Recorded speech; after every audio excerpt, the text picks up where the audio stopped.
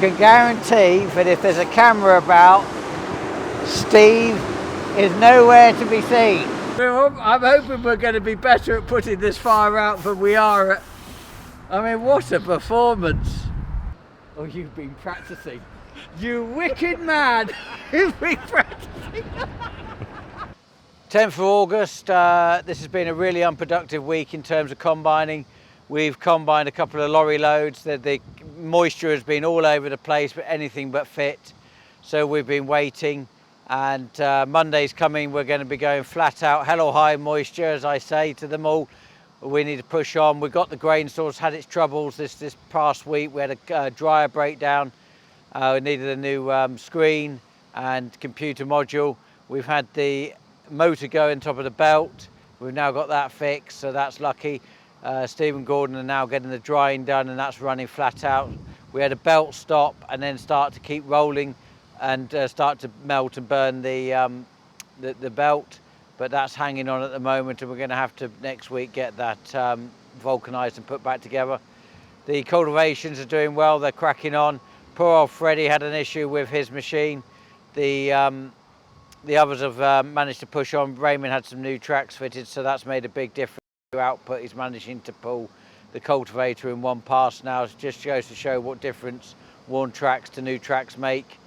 The guys on the chaser bins are doing subsoiling, catching up with pulling up the tram lines while we get the combines ready for the big off again. Looking forward to all the crops coming together. There's going to wheat, barley, mustard, oats and spring barley with the wheat to finish off, and the beans. So still got quite a lot of crops to juggle. Going to have to concentrate on getting the wheat in, followed by the oats, and the spring barley we've got to do as well on contract for a neighbour. Right, afternoon everyone, it's the 8th of August. Just here ploughing up some barley stubble next to the 428/A14. Yeah, ploughing's probably my favourite job when it's going right. There's nothing better than ploughing, but this year's obviously challenging conditions. Ground's very hard, tram lines are seriously hard, which is creating problems. It's pulling me off on the GPS slightly, so we're not matching up as well as I'd like. But cutting the rev, slowing down a bit, cures that a little bit because it allows the tracks to bite and grip a little bit more. Be nice to, I'm getting quite a lot of little fields out of the way at the moment. It's nice to get in a big field and really get the hectarage out, because with 12 furrows, you know, that's what they're made for, getting in big fields, and you can really crack along then. I was just saying to Tom, this year I'm ploughing about 1.5 kilometres slower. I'm sitting at 6.5. Last year I was ploughing at sort of 8k. The ground is just that much harder this year. The cat will pull it. Well, the cat's got the power to do it, but just really struggling for grip. And I've got pretty good tracks on this. So just come to the end of a bout. We'll try and turn around without throwing Tom off and without going in a ditch. That probably wouldn't go down very well. So basically with a plough this long, obviously my headland I'm leaving at 32 metres. We're ploughing 4 metres with a plough, so that's 8 bouts around. So obviously you need a certain amount of room to turn on the headlands. And a figure of 8, basically it's the quickest way of doing it, because you don't actually have to stop.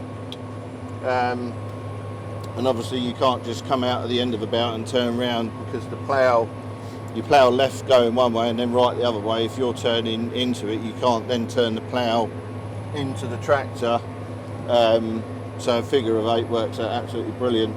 I know James is pretty obsessed with counting how many seconds it takes to turn, but on years like this year where we've got pretty bad ruts on the end headland, I'm not going to rush it, because I don't know if you've picked up in previous videos, but this plough has got quite a lot of flex in it when you hit a rut, and I'm not going to hit a rut going quick. So yeah, But where we haven't got a tram line in this particular field, it's ploughing up really nice. It's still wet, but it is ploughing up really nice. The cat's just struggling for a bit of power at the moment. So yeah, I started ploughing in the year 2000 with a little 4-furrow plough and a 70 horsepower Massey Ferguson. Shout out to Joe State, who taught me how to plough when I started work on a pig farm.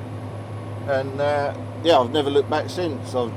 It's probably, like I say, it's my favourite job when it's going right. It's one of them, if it's not going right, it can be your biggest nightmare, headache. We had a few issues last year with the 9-furrow that we had, getting that to set up, and we just couldn't get that to work behind this particular machine because we narrowed it down to work on CTF, and we narrowed it down to 3 metres, which didn't really work very well because the cat is wider than 3 metres. Persevered with it, kept getting lots of issues with nothing going through the skims, kept blocking up. And then I came back into the yard one Saturday night, and this plough was being backed into the workshop, and we got it down the field on the Sunday, and the rest is history, as I say. This was bought off someone fairly local. Their dad had it from new. Really well looked after. We haven't changed any settings at all on this. We did put new steel on it last year because most of the moldboards, I believe, were original. So yeah, we put quite a lot of steel on it last year. The tungsten points that we put on it this year, absolutely brilliant. They're not wearing at all at the moment. So there's obviously, you know, you've got 24 points on a 12-furrow plough. That's a lot of downtime when you need to change them. So that's a good thing, and it's always nice to start off. I like to have everything even on the plough, both sides, points, skim points, everything. It makes life a lot better, a lot easier. There's nothing worse than doing a bit and then changing points on one side or the odd one here or there. It's nice to have everything the same, and not only that, it makes for, you know, you're ploughing everything. The idea of ploughing, you want to leave the field as sort of as level as you can. So if you've got everything, skim points at different heights and whatnot, you then have to change the actual whole leg to get it all to match up. So having stuff even's nice. Same as ploughing around the headlands.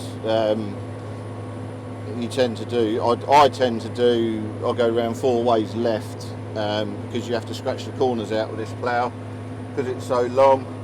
So I scratch corners out, do 4 bouts left, then turn around and go the other way, which it creates even wear on the plough. If I was to just keep going around one way, eventually over time you'd have one side of the plough a lot more worn than the other. So this is the control box for the Besson plough. Literally I've got 2 hydraulic pipes plugged into the power beyond on the tractor. Everything else is electronic. I've got the power supply down here obviously. So we've got turnover left and right, which turns the whole body of the plough over. We've got the articulation, which controls the back half of the tractor. That's really handy when you're in transport mode and the furrows are facing up. We've got some tight gateways. You can actually turn the back of the plough so it steers the wheels on the plough, which is really helpful for getting in tight gateways. Central carriage, basically that lifts the wheels on the plough up and down. Front furrow adjustment, so fold it in to fold over. Push out for ploughing. Articulation, you can have it locked or in floating. Now you plough with it in floating, so basically you have the rear of the plough, the rear depth wheel has got 2 blocks. You have your depth set, you set it all up, get your depth set, and then you run it in floating, and that will constantly pull the plough down to that depth. Very occasionally, if it's really, really hard, I do lock it out once it's down to that depth, but not very often. This button and this button are interesting because I don't use them. So this has got a sequence on it. So if you click it into automatic and then hit sequence when you get to an end of a run, it will fold up halfway. It will basically do everything that I do manually. It will do it for you. Now that's all very well and good, but you have to be spot on with all your turns. Everything has to be exactly the same time for that to then come round and get back in the ground at the same point. Now this year it's not consistent. The turning speed is not consistent because where we've got rough areas, obviously we've got to slow down. So yeah, I tend not to use that. I'll do it all manually. It's just a lot easier to tweak that way. But yeah, it's very simple, very basic, and sort of, you know, once you get to know where the buttons are, you don't need to look at them. Where I've got it set there, when I'm turning, hand on the steering wheel, and they're all within reach. Keep my arm on the armrest, and you know, I've been doing it so long now. I know where each button is and what it does. Obviously, the articulation left and right, depending on which way the plough is, up and down. So if I'm ploughing to the right and I click right, it will lift the back of the plough up. Going left, you have to click left, so you have to push it down to lift the back of the plough up. So that made me scratch my head a bit when I first started, but yeah, it's all fairly simple. It's been a really good purchase. So Freddie last night had a failure on the Challenger where actually it just stopped steering. There was a clonk and a bang. We've now found that the bearings failed on the drive. Because it won't move, we're having to do this in the field, which is less than ideal. We're hoping it's not going to rain. So the rear hub has failed. The bearings have got to be replaced. We've got to get it back on the shaft at the rear, and it looks like it's damaged part of the track on the inside as well when it's gone, and had a lot of heat there by the look of it. And then it's quite a big job because we've now got to strip it apart. We've now got to get the parts. So lost a day. It's going to be down 2 days, I think, at this rate. In Aberdeen, we're trying to fix the belt. So we went to Normanton, got a new gearbox, new motor. It was stuck at the far end. We had to hire this lift in, which has come, which has only just reached where we needed to work by about 9 inches, Gordon's just saying. They're up there with the electrician at the moment. They managed to get the new motor on and managed to get it to the position here that they can now work on it. So we've got this big cherry picker, and it's a substantial cherry picker to get it to the far end. Now we're using it up here, and we're trying to rewire, and it's actually turned out it did melt all the wiring, and so they made a temporary fix to get it into a workable position, and now they're going to redo all the wiring on it, hopefully get it fixed. It's raining outside. We've got piles of grain still out. We've had to stop the dryer because we're doing this. So this has really set us back. Thank goodness we've been stopped with the combine, otherwise this would be a bit of a dilemma of what we were going to do. So David Cox is here from Australia, from Western Australia, Esperance, and just below Perth. He's got so many farms in different places. I'm not sure where you are just below Perth. Hayden? Esperance. Call me Esperance. Oh, okay, Esperance. Yeah. So David's farming 80,000 acres. He's now telling me he's doing nearly 60,000 tonnes. Is that not right? Are you slightly over-exaggerating? To be proven. Well, tell me what the number is. This year will be a bigger number than last year, so... What's the number? We'll go for 50. 50, okay. So 50,000 tonnes. So it's completely destroyed for the fact that I usually compete with him on tonnes, and actually now he's at 50. I've got to up my game. And no doubt he'll go back and you'll go to 100,000 acres just when I ring you up to tell you I was down the road. Is that right? Yeah. So they got the availability of land, which is what we always struggle with in the UK. But when I first met you, David, would you have been 20,000 acres? I don't think you were you? I think we're just on 20,000. Were you? Yeah, yep. And then so you basically separated from your family, you and your brother, went on your own. Yep, back in 2008. And that was after you'd done enough field scholarship in 2005. in 2005. Yep. So, and then you've taken that and you've gone from 20,000 to, what did you start with though, on your own? 2,000 acres. Yeah, 2,000 acres. Yeah, yep. And that's when you split from the family, you took 2,000. Yep, with debt. With debt? Yep. Okay. And then you've taken that now up to 80,000. I mean, that's quite a story. Yeah. So, and it's interesting, we're doing it on different farming models. You know, we're farming some of it ourselves, plus we do have a few share farming models where it's quite interesting. We've got some young guys that can't quite access the capital to get into farming themselves. We're able to supply the capital, the big fertiliser checks, and they can come in with the operations, chemical and so is it contract farming is what we do here? Yeah, so we call it a share farm. Yeah. So 50-50 in. We under contract farming, we would only do machinery and men. Yep. And all the inputs, chemical, fertiliser, would be paid for by the landowner. Yep, so we're getting them to pay for chemical. Chemical is traditionally something that they could get on terms. Okay. Or 6 monthly or something like that? 6 monthly pay after harvest. So we're picking up the big checks at the start of the year. And the grain sales go in your name? Basically goes into a separate company which I'm in control, and then we split it. Oh, we do it that way. So they could sell the grain when they chose, or you've sold it and they get the money? They could start a forward selling program. Oh, really? Yeah, and it's basically split 50-50. So if they feel more risk averse, they could take the money early, and if they feel like taking a risk, they can then play the market longer. Yep. The difference is you sell your grain through CBH? No, it's handled through CBH, which is our cooperative, West Australian Cooperative, farmer owned. But then we have all the same marketers attacking, offering us prices. Oh, so you can sell to an independent person, but it's stored and handled through CBH? CBH is just cooperative bulk handling. Right. They do have a marketing arm, but we have the Cargills, the Glencores, everyone else in there. Okay. And you would just basically go onto a computer system, see the number of tonnes you delivered, what spec it is, and then be able to make those sales? Yep. Any one day I could pop on my phone now and sell 1,000 tonnes in 5 minutes. So if you sell something that's in spec and it gets delivered out, say to Vaderstad, and that spec is lower grade, who do they charge? Do they charge CBH? No, well, CBH, it is binned in segregations, so all your qualities, it's stored. There's probably 8 or 10 different binning grades for wheat. Okay. And then so depending on how well you've done, you'll have all the different specs on your sheet, and you'll have X tonnes in each. Yep.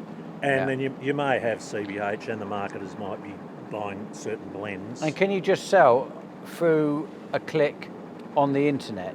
Go on there and say sell 1,000 tonne to that person because they're offering the best price. And there are buyers on there, live buyers acting at any one time on different portals. So they'll put the price up for their offering. Yep. And you say yes or no. Click, or I can actually put offers up myself. Or they can put bids. I can put up offers for a holding.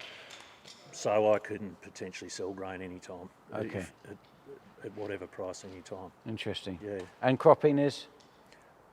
Sorry, what cropping do you have? So we're wheat, barley and canola. Yeah. Oh, canola, oilseed rape here. Oilseed rape. Yeah. I learnt the other day that canola stands for Canadian oilseed rape. Oilseed rape. Yep. And I didn't realise that. Yeah, so obviously rape's a bit of a taboo words. Yeah. So mainly it's more the sort of Canadian type genetics is where it sort of started from. So. And wheat, what wheat are you growing? It's milling wheat. Oh, it's all milling? Yeah. Do farmers in Australia grow feed, or do they all grow milling? Look, generally we aim for milling. We have good dry harvesting conditions. We grow high quality grain. There's also noodle wheats grown. Okay. There are down on the coastal areas, the higher rainfall, high yielding areas. There are some high yielding feed varieties grown, but so the stock, what would the stock eat typically? Into feedlots and dairies, generally wheat is better value than barley. They wouldn't use barley? Look, the issue with barley is we also have malting or manufacturing barley and then feed barley. Yeah.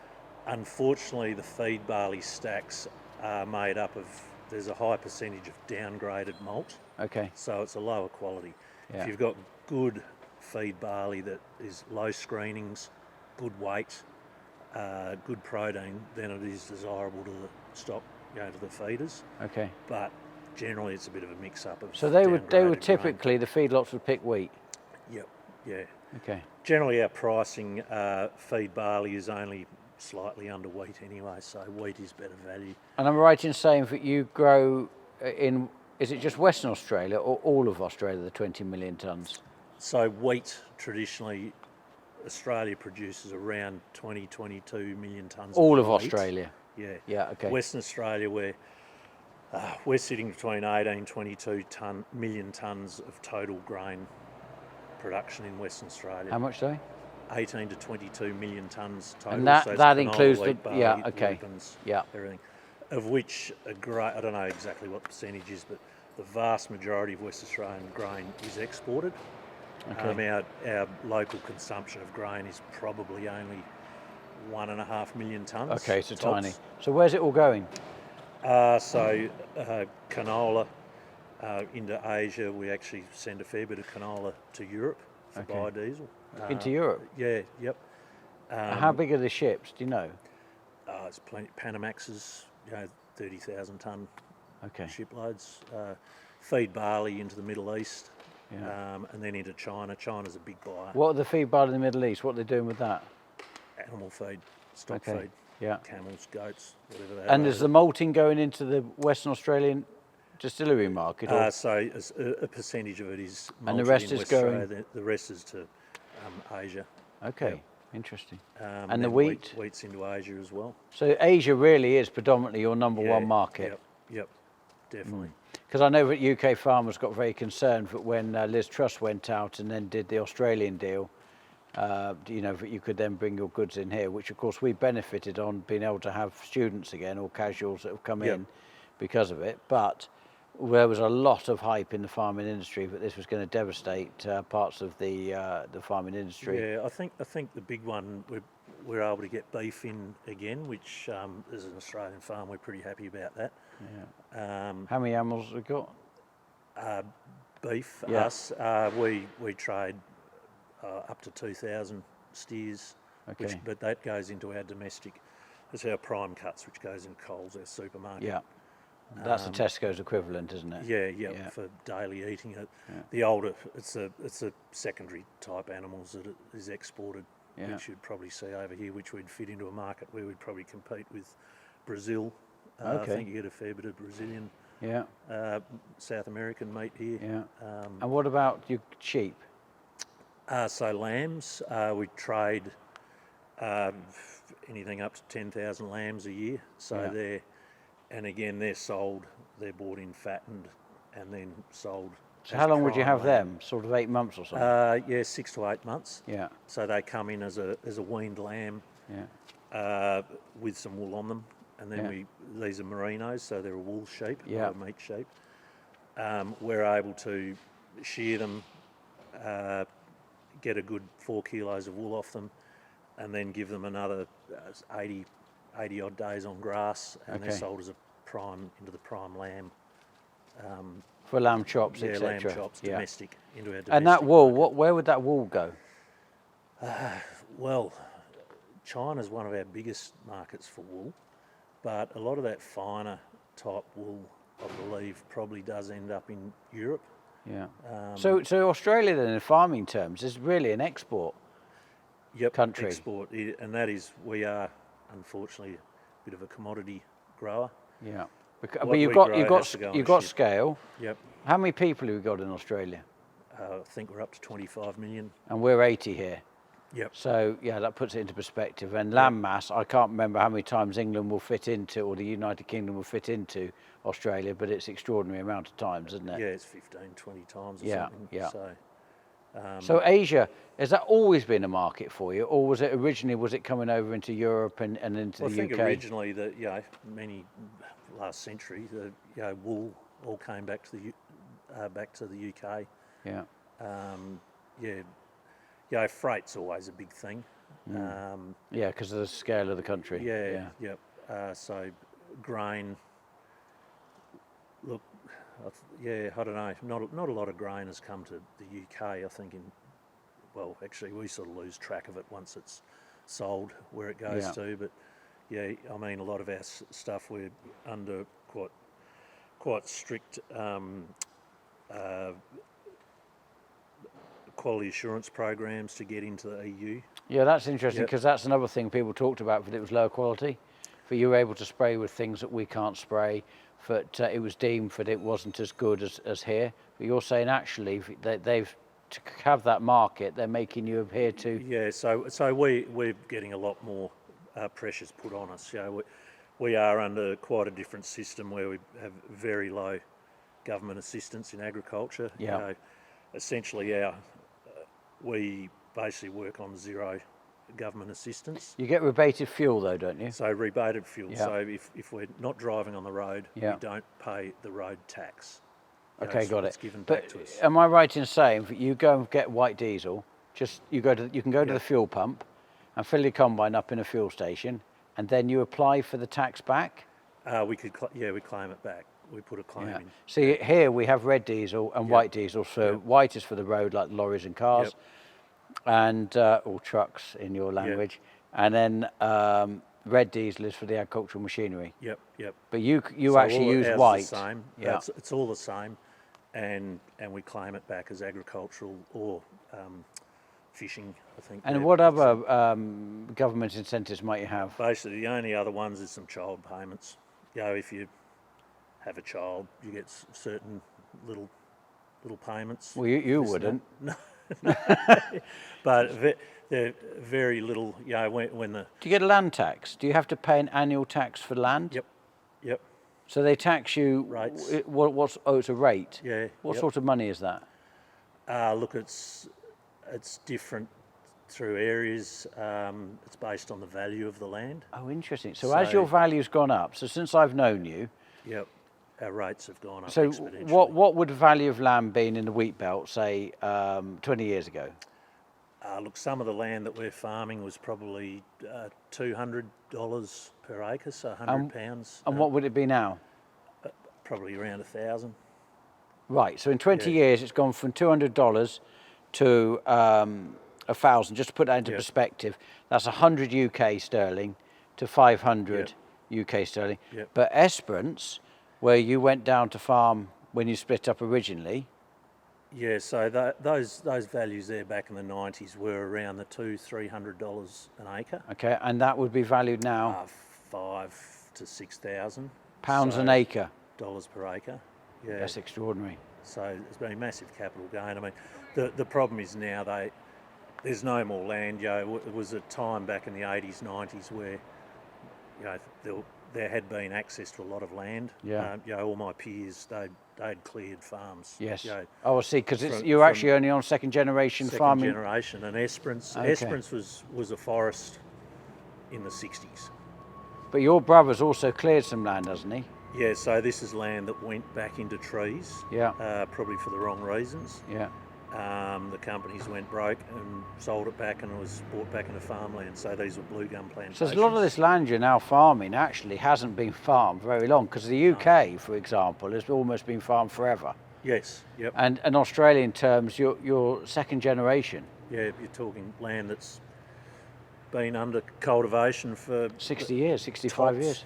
Top 60, extraordinary. And some of it will be less. Yeah. But now am I right in saying that they've put in a rule to stop people clearing more bushland? Clearing's basically finished. Yeah. That finished in the 90s. The Kyoto Agreement. Basically, the government of the day locked up everything. So what you've got now is what you've got. That's it. Even though there is actually more land available out there that could be cleared and farmed.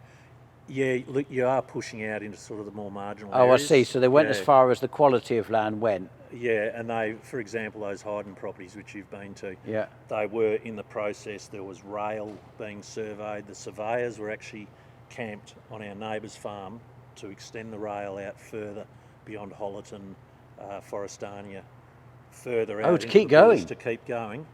Huh.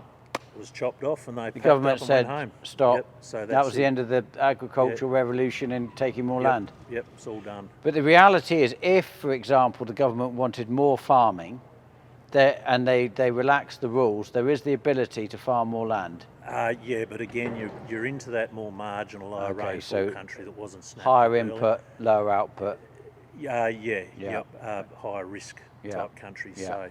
And annual rainfall, that's another thing people are interested in. So where the Esperance land is around 450 mil rainfall annually. Yeah. And to put it in perspective, 450 mil rainfall, probably the average wheat yields in that would be around 5 tonne per hectare. Yeah, it's extraordinary. Then our lower rainfall stuff at Hyde and Hollerton, we're down to 310, 320 mil. And the wheat belt, that would be a typical yield, would it? Between 2 and 3? No. Once we get out to the Hyden areas that are down to 320 mil rainfall, look, 2 tonne, targeting 2 tonne per hectare. So your land is very much rainfall dependent. So where you've got higher rainfall, you double the yield. Look, one of the things is we are on pretty poor soils. Yeah, we're not Sand. on these beautiful dark clays. Well, you didn't say that about my clay when you saw it in the yard earlier. You weren't that polite about it. You looked at it and said, "There's not enough sweeping. There's not enough sand in this." So we're on and younger soils, as we talked about. It's only been farmed for 30 years. Yeah, they're young soils, and the soils are getting better and better the more we farm them. Yeah. And with they're actually improving. Tillage. Now that's interesting because, of course, in South America, people would argue that the new land that they're taking on is actually going the opposite way. But you're saying that your land is improving. Yep. Is that because you've increased the organic matter, or what's the reason for it's got better? It's also there's we're doing a lot of soil amelioration, so liming, gypsum on the heavy clays. Yeah. Minimum till and actually growing stuff on it is a... Oh, rather than leaving it like a desert? Yeah, rather than leaving it... Some soils are really reacting well to taking the livestock So the better you farm, the better the land. Yep. The more you neglect it and leave it, actually the worse it becomes. And that's a good example just to the north of us in Esperance, which you've been to some of those farms, the likes of Mark Wandel and these guys that have been very good farmers for pushing 20 years. Yeah. They can virtually grow a crop now on no rain. Extraordinary. As long as they get it out of the ground. Because they're getting the roots down. And he's a big controlled traffic farming guy. Controlled traffic, just got it right. And that country, 25, 30 years ago when I went to Esperance, that land was, they didn't really want it. It was so... It was beef country, wasn't it? Well, sheep and... in crop every second year. They were ploughing it, working it up, which is completely... And you've done some interesting things, haven't you? You even got a plough, I think it was a Gregor Wesson from memory. Was it 17 furrows or something? No, it was a 13 furrow. And did you not put a drill on it? Yeah, so we put a big linkage behind an air cart and a swing over. We designed and built a swing over packing roller with an air kit on it. Yeah. So, because one of the problems we found when we were deep ploughing our sand plane, we could not traffic afterwards. Oh, you made it too deep? Too soft. So you needed to drill it in one go? So it had to be done in one pass. The other thing... And you were trying to get the deeper, loamy land up to the top, is that the reason? Well, we have non-wetting... Our sands become non-wetting. Yeah. So you tip water on it. Just sits there. It's extraordinary. So by inverting that, and we're also bringing up clay. Yeah. And our topsoil layer, do they call that spading or something? No, spading's a mixing like a big rotary hoe. Okay. And the whole idea about this is bringing up this clay from the bottom up. So no, the more is burying that non-wetting layer. Oh, lower down. But also burying our topsoil, which is the nutrient layer, down where it can remain where the wetter roots for go. Longer. Interesting. Is that then put all the nutrients you've been putting on the top? Has it put it down? Yeah, it puts it down 300 to 400. Right. So the root structure now for you guys is absolutely critical. It's fighting to. And you're chasing moisture or chasing nutrients as well? Both. Basically, if nutrients are dry, they're of no value. You have to good point. The soil, the roots will go to it. So does that mean that you've increased your yield by doing that? Or you're getting rid of volatility? No, we had massive yield increases on some soil types. It was a learning curve. Yeah. The other thing is weeds really gave us a reset on our weed control. Yeah. So we started again, reset on compaction. We were able to bury lime as well to help with deep acidity.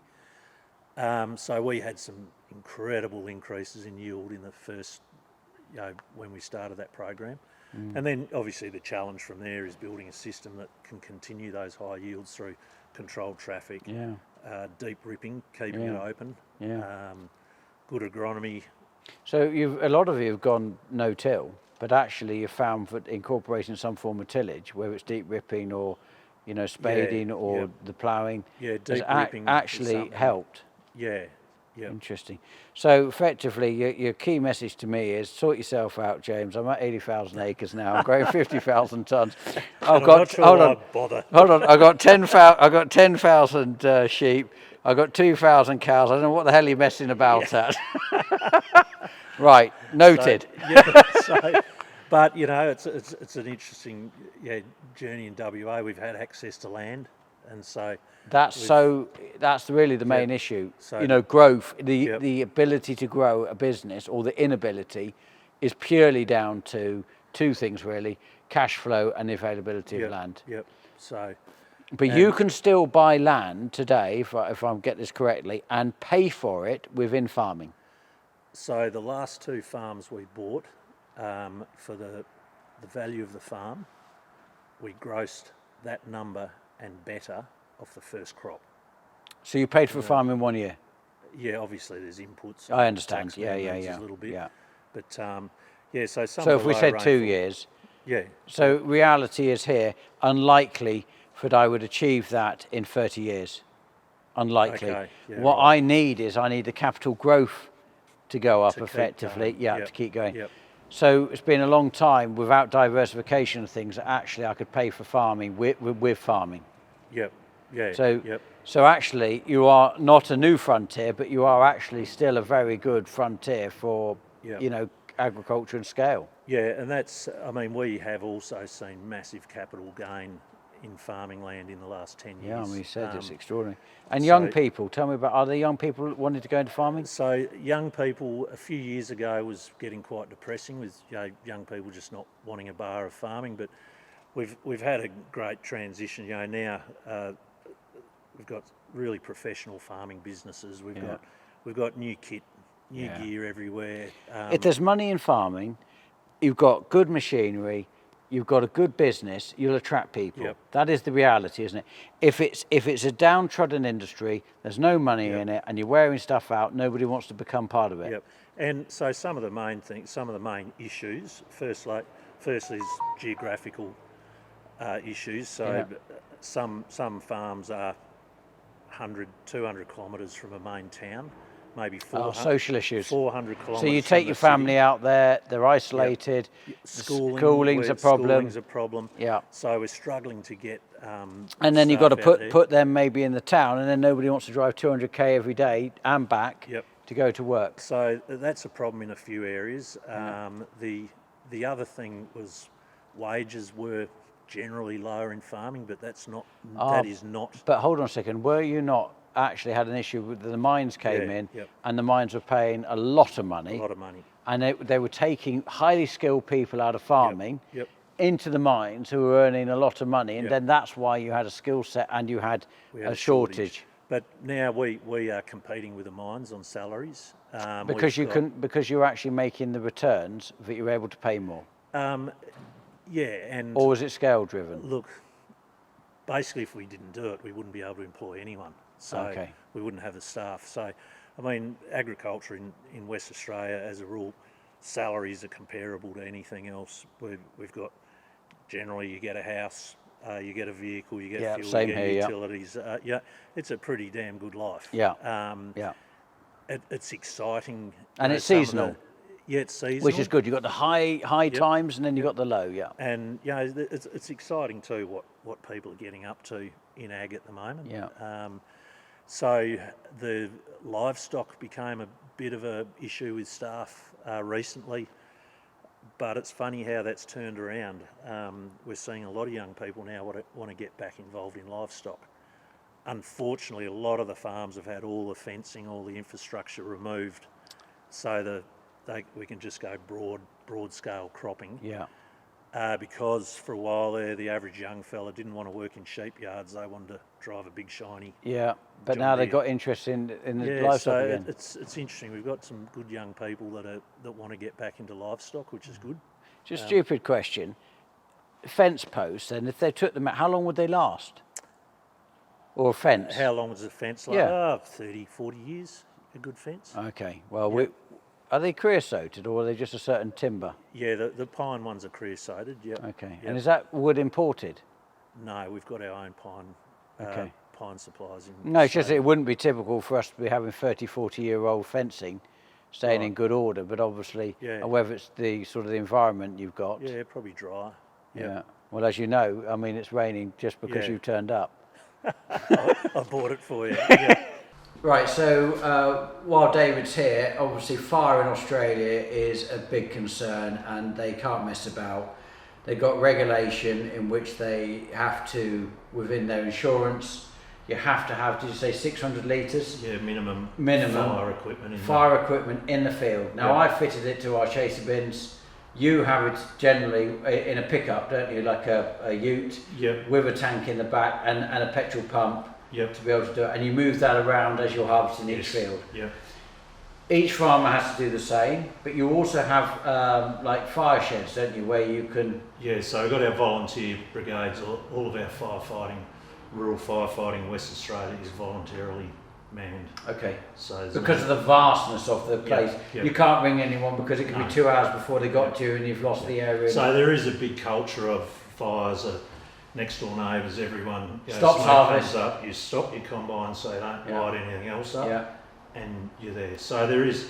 We also do a lot of training in our areas with. So good. So you're perfect to know what to do when my little trial I want to do. So there are now, we've got the fire extinguishers, which we're all used to. Yep. We've got them in, around all offices, houses, public buildings, so the standard fire extinguisher. Yep.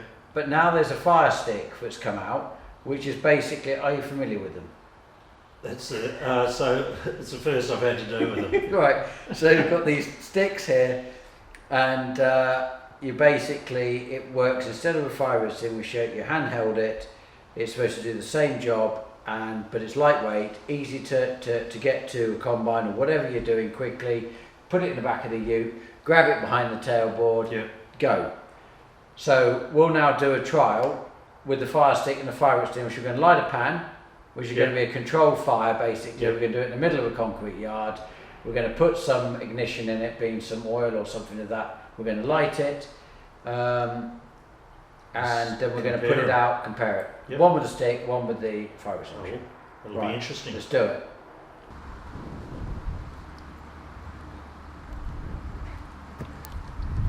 This isn't helpful. So the combine is now burnt down. Do not hold above the line. The metal. And now the fire brigade. Right. Should we try? Is this? Oh, that one's already gone. So pull the cord.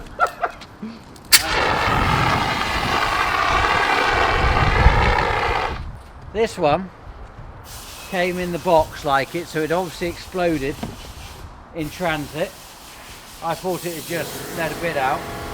But what David is obviously does a lot of stuff to do with fire in Australia, because in Australia they have to work together as farmers. You've got a fireplace, haven't you, near you, and you'd all congregate there and you go out to the farm that's on fire.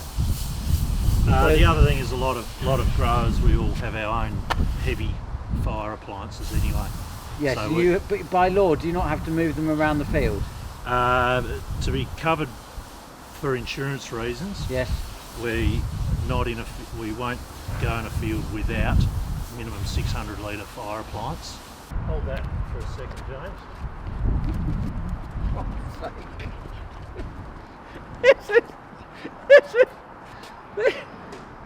I'm hoping we're going to be better at putting this fire out than we are at. I mean, what a performance! Right, okay. I think we've got to wash that out, but there we go. Go on. As we say in Australia, don't try this at home. There's a bit of bang in that, so try it. Okay, ready? That is the worst thing you could have done. Just leave it. Leave it. Right, okay. That's not a great fire, is it? That's what we've got. Okay, James, have you read the instructions? Oh, now it's getting good. Now it's getting good. Right, now I've got read the instructions.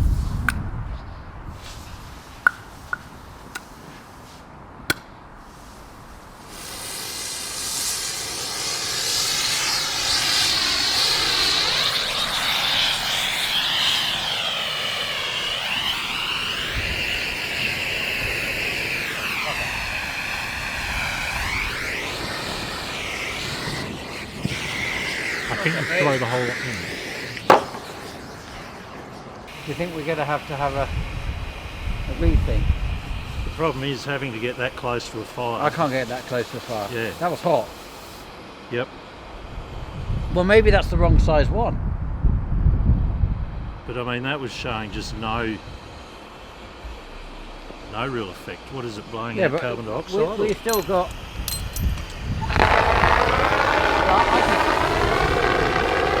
I can stand back there. Yeah, yep. There is another one, is there, Simon?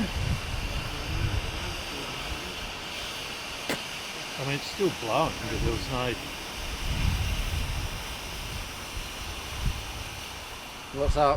How do we rate that then? I don't think you want your staff relying on that No. to control the Well, fire. the idea was they're lightweight, they're Yep. small, put them in the cabs, Yep. easy to grab hold of.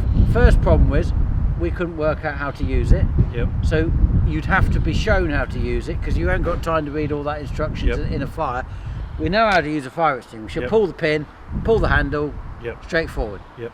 The idea was this would be a replacement for these because we have an annual Yeah. check on these, and so there's an expense. These have got 10-year lifespan. These are obviously being checked annually. My thought was easy to grab hold of in Yep. the case of a fire. Trying to get up a combine, you know, obviously it's not so bad, but you know, getting in the right place. I thought get a stick up there, easy. But Yeah, actually, I couldn't get close to it. No.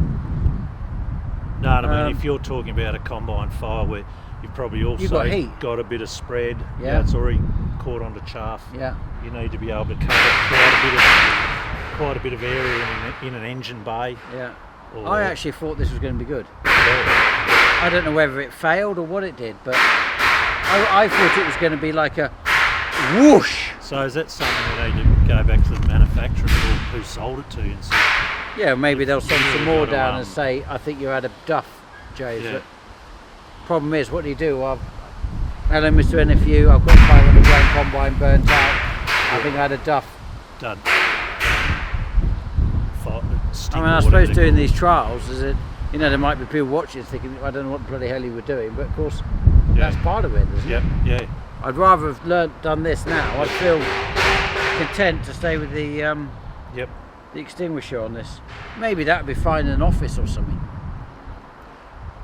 Yeah.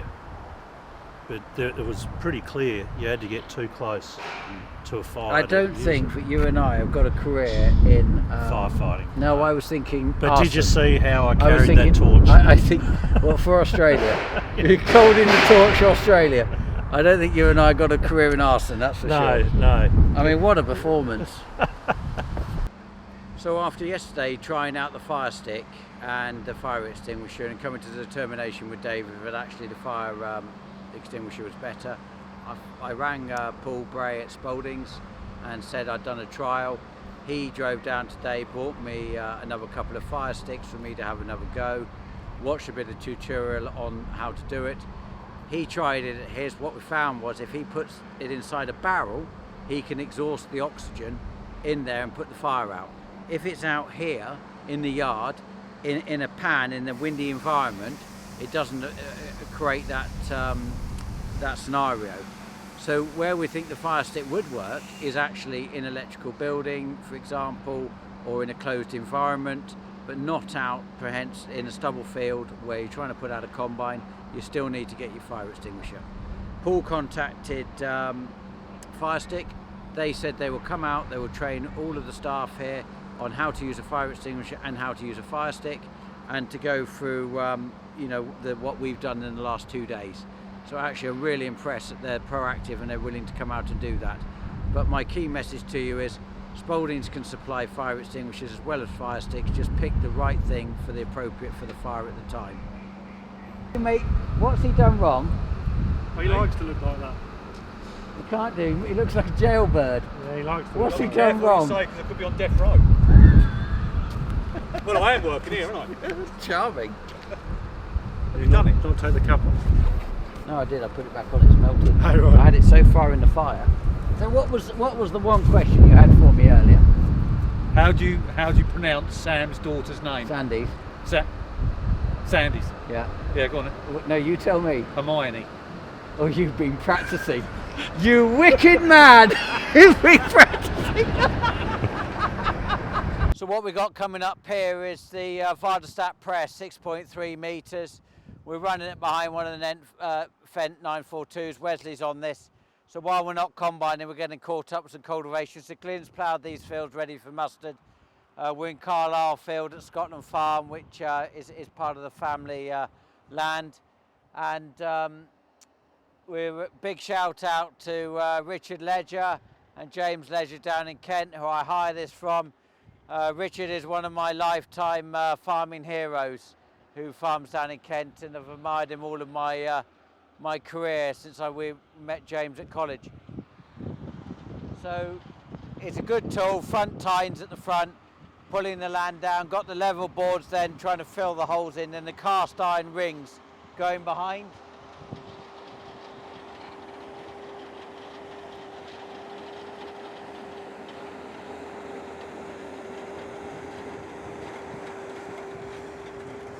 So it's levelling off the ploughing nicely. You can see it's quite a heavy machine, so it's the press rings which are doing a lot of the work. We're going to have to press this one more time, probably in about a month or something like that, just to try and finish levelling it, because it's not quite level. It's a bit undulated. You can really see where the tram lines are running. Quite harsh in here. Hand slope series clay, heavy clay. And my little muff bit for hands on this microphone's just blown off. This style of farming with the press, and I used to own a press the same size, exactly the same, and ploughing takes me back to the beginning of my career. It was purely plough based and pressing. We used to run a cousin's press and tow a set of 12 rolls behind. I used to get the rolls, rent them from a chap called friend from college, Patrick Tomlinson, Paddy, when he was at Elton Estates, and I used to tow them behind the press on a 190 horsepower Fendt and do all the land in those days that way. So it's like going back round to the beginning of your career again, watching the ploughing and the pressing happening again. Max. Not bad, you? Good to see you. Yeah, thanks. How many bales you loaded up this week? Oh, I don't know. Take a guess, how many lorries? Did 12 yesterday, so maybe 500 bales. Oh, so you're doing 12 lorries a day? Yeah, 12 loads yesterday. Okay, 36 bales on each lorry? Yeah. Yeah. What do you think of our new trailers we've got ourselves? No, I like them. They're all right, aren't they? Yeah, they're really good. Yeah. Okay, and the bales are all right? They're all tight and... Yeah. Just the odd string to tie up, but... Do you know what they're weighing? I couldn't really tell. They've not been over a weighbridge, I don't think. You haven't heard? I would say between 500 and 600 kilos. Oh, good. Yeah, I'll be happy when they're gone. They give me the heebie-jeebies. Yeah, it's nice to get them cleared, isn't it? Yeah, especially in the dry. Yeah, before it rains. Are you doing this all year? Pretty much. What, loading lorries? Yeah, most of the year round. Yeah. Yeah. How many do you think you do a year then? Oh, I don't know. You should know all these answers. I don't know. Do you not sleep at night counting bales? Probably. Hundreds. Like sheep? Yeah. You mean, it must be tens. Well, if we're doing 8,000 tonnes here, Yeah. you must do tens of thousands. Yeah, because then... Because you might stack them twice. Then I also high stack them, take them off a lorry, put them in a high stack, take them down, put them back on a lorry. So maybe even 3 times? Yeah. Yeah. Because I'm assuming there'll be some places you'll take them to a holding site. Yeah. And then from the holding site... They're there for a few months, 6 months, a year, and then put back on a lorry to the station. Yeah. Oh well. Good luck. Yeah.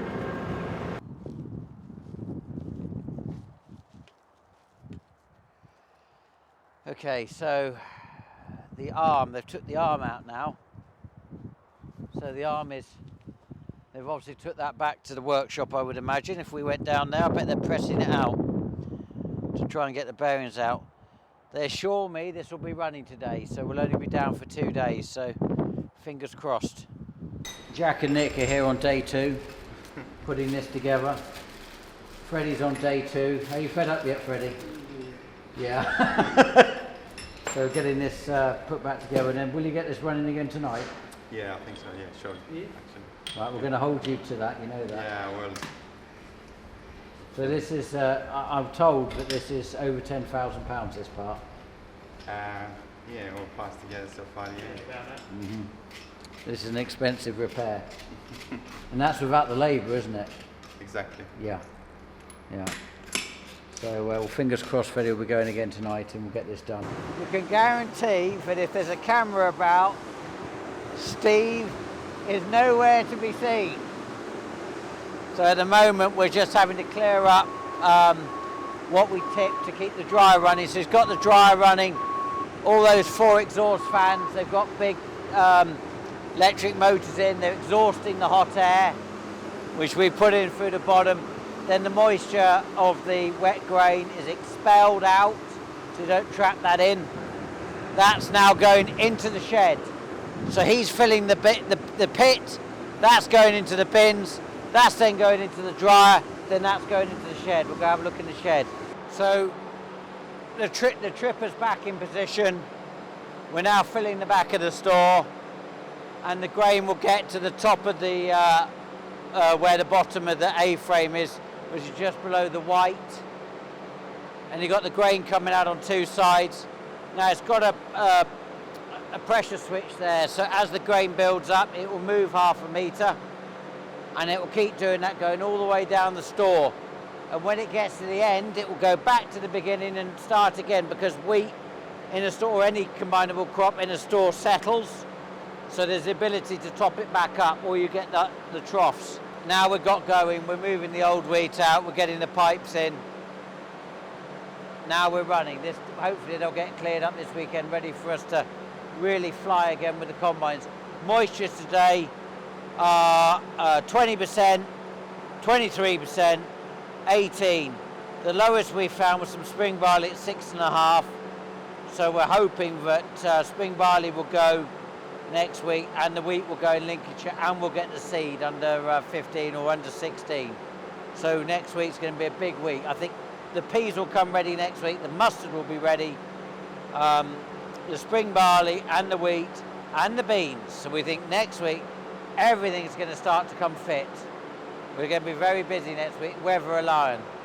The weather looks good this weekend, 31 degrees, 30 degrees, 28. So we should have, that should finish off and ripen up the rest of these crops. Next week's the real big week for us. I think that's when we're going to really push on and get the wheat finished, get the spring barley done, get all the crops in, and finally, you know, start to make some progress. Then we can turn everybody onto the cultivations and try and get an early cultivations all done, get the rains in, get the seed beds to chit and all the stuff to grow, and then start off with come September getting into fresh drilling for the next season, trying to put this sort of difficult to this last year behind us and moving into a new page. As I always say in farming, next year will be better. So just answering some questions that to come through. Oilseed rape, yes, we do grow oilseed rape. Flea beetle, unfortunately as flea beetle came in, we have to continually spray insecticide to try and control it at the early days at the beginning. I've decided not to put it in this year. So far to date, I haven't regretted that. Due to the price collapse in the oilseed rape market, it was not advantageous to put in the rotation, so I've opted not to do it this coming year. CMOS on the combines, yes, we have got CMOS, but only the basic version. I didn't go for the advanced version, mainly because I felt that the extra cost in having that across the 4 combines, I could take the combine drivers to America every year to see an early harvest and do some training, and still have money saved over, which I felt was a greater benefit in concentrating on output and training than it was in the advanced features, so I didn't opt for it. Ploughing, we think that, like everything in life, a variation and little and often approach. We think there is always a place for ploughing, and we believe that ploughing happening in a rotation, for example, for mustard, to allow a good tap root to go down, to give us a good seedbed going into the spring after a difficult winter. Ploughing enables us to have that, so we've opted to plough to try and control grass weeds, etc., as a form of culture control in the rotation for mustard. So we've chosen that as the crop to go forward. We also do the ditch digging, we do the mould draining, all in line. So that's almost like a reset crop. The Cat Challenger, the 865, what hours has it got on it? Currently today, it's got 11,076 hours on it. Typically, I was going to change it at 10 years, but it's been such a, touch wood, wonderful machine. We've decided to keep going. Glynn loves it. We keep freshening it up. And we feel that currently that is a superb model and has got a lot to offer, so we haven't changed it today. The other two challenges we really like, and we'll just change to the new version of 1165 when the time comes, I would suspect. SFI, yes, we use Katie Hilton at Cheffin. She helps us with that. I had a meeting with her this week where we went through the SFI, getting me ready to get the catch crops and the cover crops in for what we're doing in line with the SFI and all the other options. We haven't gone down the direct drilling route. We continue with the cultivations, and we're looking to see, hopefully there might be some future rollouts that might suit controlled traffic farming. I'd really like to see a concentration on compaction and controlled traffic and full adoption and payment in that, as opposed to concentrating on direct drilling, but looking at the wider benefits that controlled traffic farming can offer. Straw bale chop. So on the straw, we currently this year we are baling the wheat and the barley and the oats. In last year, I baled a small amount of wheat to look after Ed Banks and his straw baling plant, which we'll go and have a look at. And I didn't do any baling last year outside of that. This year we're baling about 8,000 tonnes, so something in the region of sort of 15,000 bales. And we feel that if the revenue that drives us, we can then go in the market, buy chicken manure or sewage sludge or other nutrients, which we can put 110% back into the land of more than the offtake. But the crop took off, not the straw of the crop. So actually we can start to build up the capital value of nutrients in the land. So that's why we do the straw. The grain outside, waste, no, we don't have any waste. It's not out there long enough. If it's out there for a week, I'd be surprised. Generally speaking, it's out there for a matter of 24 to 48 hours. It's been out there a bit longer this last week, purely because we had the breakdowns, which are not typical. We don't normally have breakdowns for that length of time. It's not unusual for us to have a breakdown, but it isn't normal that it lasts so long. And I noticed that there was a comment about my weight loss. Unfortunately, I must say that I've either static or I've started to find chocolate magnums again, which have been bought in for the children. So this coming week I've got to get myself mentally straight on it. And I know cousin Michael replied about somebody implied that I'd lost weight. Well, it must be the generousness of the light that made that impression. But Michael, keep up the good work, keep on it with their Ferrero Rocher, and be a good chap, and I'll carry on losing the weight. Thank you ever so much for everybody that continues to subscribe and all the nice comments. We do appreciate it, and we hope that the content is good. I hope you enjoyed the Australian sort of comparison for what they're dealing with and what we're dealing with, and the scale. I think that it's an interesting marketplace, considering we're all tendering on the international market. And I look forward to seeing you next week.